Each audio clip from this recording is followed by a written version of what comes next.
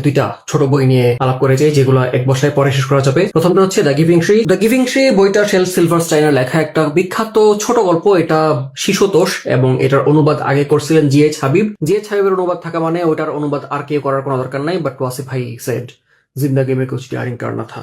আর ওই অনুবাদটা এমনিতে বাজারে খুঁজে পাওয়া যায় না। জ্ঞান কোষ থেকে এই বইমেলাতে প্রকাশিত হয়েছে এটা। কাহিনীটা একটা বাচ্চার এবং একটা গাছের। তো গাছটা সারা জীবন তাকে দিয়েই যায়। এই যে এক ছিল এক গাছ, ছোট্ট এক ছেলেকে খুব ভালোবাসতো সে গাছটা। তো ছেলেটা কি করে গাছটার সাথে, এই নিয়ে হচ্ছে কাহিনী। সে গাছটার সাথে খেলাধুলা করে, গাছের সাথে সব বন্ধুত্ব, তারপর গাছটাকে সে অনেক অনেক ভালোবাসে। এই যে মি প্লাস ট্রি, মানে তুই গাছের গায়ে আনিকা সাদিয়া মাইশা কিছু একটা লিখবি, তুই কেন আমি যোগ গাছ লিখবি?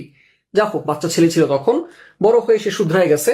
সো সবাই যা করে সে এবার ওই মি প্লাস অন্য কাউ একটা নামই লিখেছে এবং সে আরো বড় হয়ে যায়। তারপরে ইভেনচুয়ালি সে গাছের কাছে বলে যে আমার এখন টাকা পয়সা দরকার, তুমি কি আমার টাকা দিতে পারো? গাছ বলছে না, আমার কাছে টাকা পয়সা তো নাই, কিন্তু আমার ডালপালা আছে, কেটে নিয়ে যাও।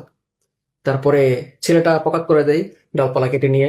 ইভেনচুয়ালি এই যে ডাল কেটে নিয়ে যাচ্ছে বাড়িঘর বানাবে বলে, তারপরে গিয়ে বলে যে আমার তো আরো এই জায়গাতে আমার ব্যবসায় কাজে লাগায় লাভ হয় নাই, আমি দূরে কোথাও চলে যাচ্ছি, তোমাকে ছেড়ে চলে যাচ্ছি, দুঃখিত, তুমি কি আমার আরো কিছু দিতে পারো?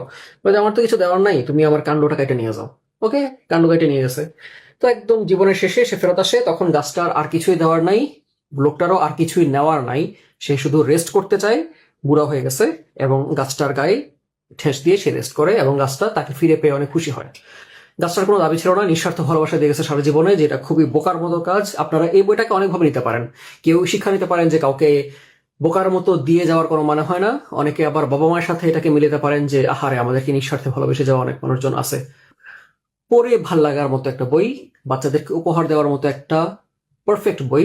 এবং যেহেতু বাংলায় অনুবাদ আছে, আপনারা যে কোনো বয়সে বাচ্চাদেরকে দিতে পারবেন। যারা চাইলে ইংলিশে পড়তে পারে, ওটার দাম একটু বেশি হবে যদি ইম্পোর্টের হয়ে থাকে।